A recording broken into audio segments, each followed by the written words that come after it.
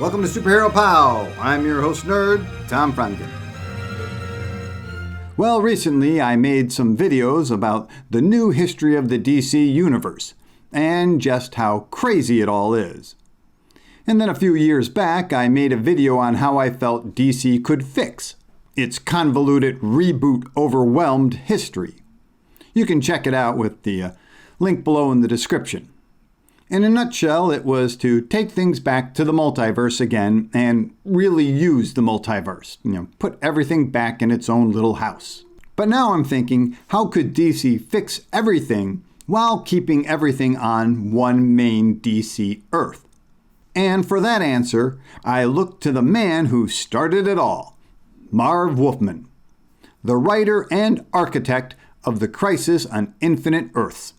You see, in Marv and his artist co-creator George Perez's goal of having every single DC character show up in the Crisis, they did something kinda nuts. You see, the Anti-Monitor's Crisis didn't just happen in the 1980s. It happened everywhere throughout the history of the DCU. There were cavemen like Anthro involved in it, and it went all the way up until the end of the world with Commandy showing up. And that's the linchpin that can create an infinite amount of get-out-of-jail-free cards for the DC continuity. Now, don't get me wrong, I still like Julia Schwartz's multiverse solution to problems like this. That way, anybody's favorite character who gets wiped out of existence because of reboot can still exist on another Earth somewhere. All those stories exist, all those stories happen, they're all still valid. The character's still around, just not in the main DC universe, or main DC Earth. So I definitely don't think you should get rid of the multiverse completely. But for all the rebooting DC has done, after things get too crazy, like Mark Waid's The New History of the DC Universe proves, boy does it prove, you can reset everything because the original Crisis basically happened every single day. And, because timey-wimey stuff, people aren't, living it every single day. But they can if you want them to. And so the point is, you can have the Crisis hit again, so to speak, in the new history after the last change from the Crisis. And this can be a massive advantage moving forward for the DC Universe. I'm serious. Are you ready for it? Because this can restore Superman as the first Superman back in 1938. All those Golden Age comic books happened just like they were written. Well, mostly. Because then, after the Golden Age, the Crisis time period hits, and then Superman and his supporting cast, and Batman and his supporting cast, and Wonder Woman and his supporting cast, and her supporting cast, everybody else, all get pushed forward through time and reconfigured into the new time period created by the Crisis. And with it, everybody's memory of the original timeline, Superman debuting in the 1938, is all a little hazy now. It's still kind of there. If they think about it, they can be like, yeah, I used to have a life, back in the past. But in the present, I remember my new history. So, Wonder Woman didn't come to man's world to fight World War II anymore. She came to stop Ares from starting World War III. Get it? Now I know, this may sound a little messy, but it actually restores so much of DC's history without impacting any of the current comic books. So it works. And comic books in general are a little messy, so why not have a little mess to actually fix something opposed to continually messing it up? Because another thing this does is remove all the other DC reboots. So Final Crisis, Zero Hour, Dark Crisis.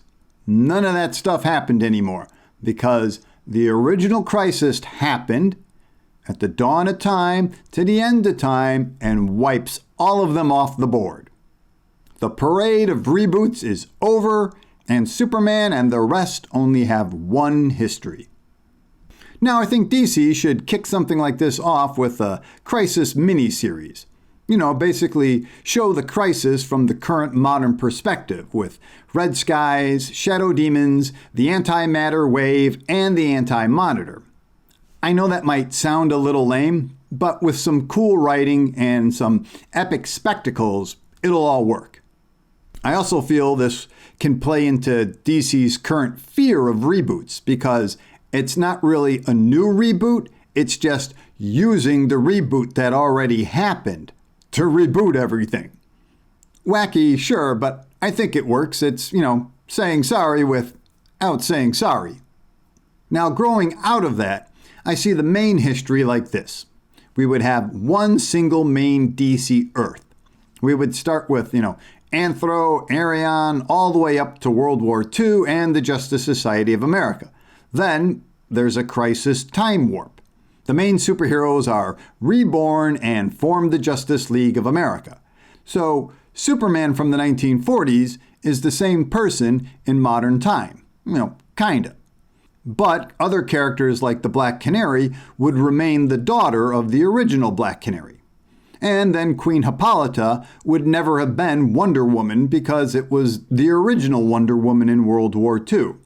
And that would be the foundation for all the heroes moving forward. Now, as I said before, this will maintain the multiverse. So the anti-monitor did destroy, billions of alternate Earths and universes, but he didn't destroy all of them. And since the original crisis took place at the dawn of time as well, we could even go back and tinker with things that happened in the crisis. This should basically allow us to do anything we need to do to make the current continuity make sense. We could do something along the lines of, yes, we just saw Earth 3 get destroyed in the crisis, but we went back to the dawn of time and, it survived. But the original Earth 2, well, that one is still destroyed. But it didn't have the actual Justice Society of America on it because the actual Justice Society of America was always on the new main DC Earth, universe. But to have an Earth 2 still destroyed in the crisis helps give an explanation for Power Girl. She came from that Earth 2. That way she can be Supergirl and not be Supergirl. I would also use this logic to bring back characters who were killed in the crisis. So, you could say like Wonder Woman was killed in the crisis. Supergirl was killed in the crisis. The Flash was killed in the crisis. But then the universe got remade and restructured, so we don't necessarily have to say, oh, well, they're back from the dead, because it didn't happen. But it kind of still did happen. It's just that timey-wimey thing I'm talking about. Again, I understand this timey-wimey stuff is insane, and a lot of you probably hate it, but what I'm trying to linchpin is that there's only one timey-wimey, crazy thing to worry about. We don't have to have reboot on top of reboot on top of reboot on top of reboot to explain how we got to where we are today. It was the crisis on the infinite Earth all the time. And that's the thing I feel makes this a better way to reshape the DC universe. It's not so complex anymore. It's just that there was one crisis and one reboot.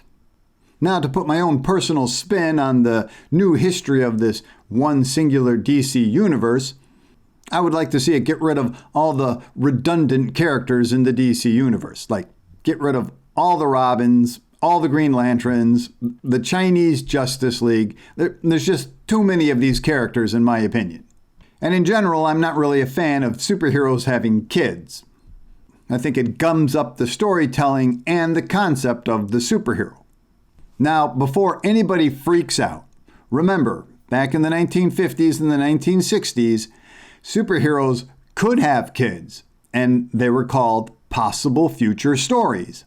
And that didn't stop anybody from loving those stories. Heck, two of the greatest DC comic books of all time, Batman: The Dark Knight Returns and Kingdom Come, are both possible future stories. So making all these offspring characters part of a future story or another Earth isn't going to harm the enjoyment of said series. I would also vote they do that with Clark Kent Superboy too. As I've said before, I'm just not a fan of superpowered babies and teenagers who can push the Earth out of orbit. That's just crazy. But another advantage of having Superboy's adventures take place on a different Earth, as time progresses, you don't have to worry about, well, what cell phone did Superboy have? What was he watching on TV? How did he watch TV? Because the Superboy adventures have no real bearing on the current Superman being published. Anyway, that's my grand idea. Number 2 on how to fix the DC Universe. Remove all the reboot continuity nonsense with a never-ending Crisis on the Infinite Earths wave. What do you think? Does it make any sense to you? Or have I been smoking too much dope again? Or moreover, give me your best idea to fix the DC Universe, because DC sure doesn't have one. Anyway, thanks for spending time with me. And if you could be so kind to like, subscribe, and notify, I promise not to go back in time and just start jumping on butterflies. I mean, one of them has got to fix this, right?